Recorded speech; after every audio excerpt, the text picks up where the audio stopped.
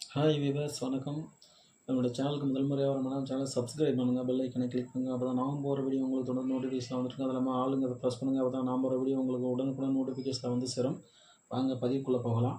அமாவாசை பௌர்ணமி காலங்களில் குழந்தை பிறந்தா நல்லதா கெட்டதா, அது எந்த விதமான பலன் உண்டாக்குங்கிறது பார்ப்போம் வாங்க.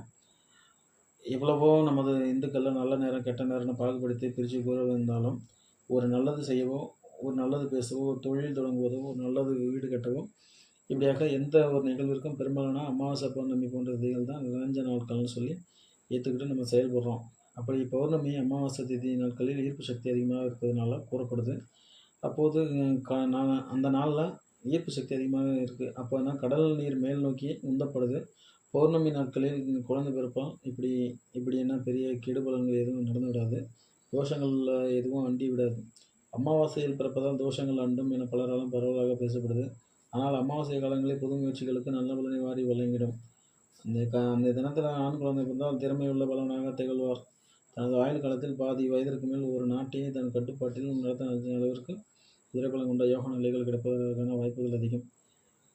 பௌர்ணமியில் ஆண் குழந்தை பிறப்பது நல்ல யோகத்தை கொடுக்கும். நம்ம சாஸ்திரங்கள் ஒப்புக்கொள்கின்றன. அதனாக்கா அமாவாசை பௌர்ணமி குழந்தை பிறந்தா கெட்டது அப்படி இப்படி எதுவும் தப்பாக நினைக்கணும்னா, அமாவாசை பௌர்ணமி இருந்தாலும் அவங்களோட நேர காலங்கள் நட்சத்திரங்கள் ஒரு அமைப்பு இருக்குல்ல, சுய ஜாதகம் ஜனநாயகம் அப்படின்னு அதையும் நம்ம பார்க்கணும்.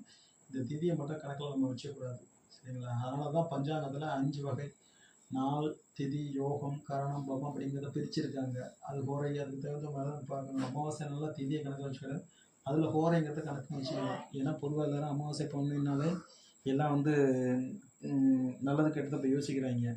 நல்ல விஷயங்கள் அமாவாசை அன்றைக்கி செய்யும்போது அப்போ குழந்தை பிறகு நல்ல விஷயம் நாங்கள் புரிஞ்சுக்கலாம். அதாவது பிறந்த குழந்தை யாரும் குறை சொல்லலாம், நேரம் சரியாக யாரும் சொல்ல வேணாம், சரிங்களா?